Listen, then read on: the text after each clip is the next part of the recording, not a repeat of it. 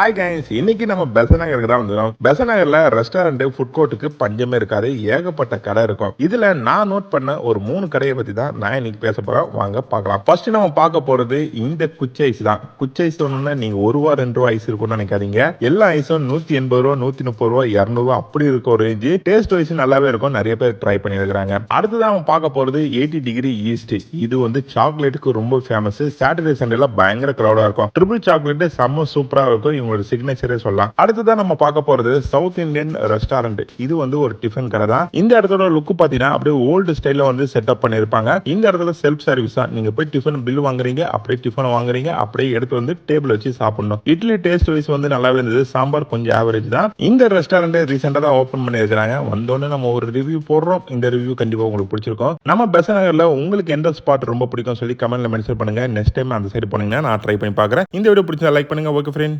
By.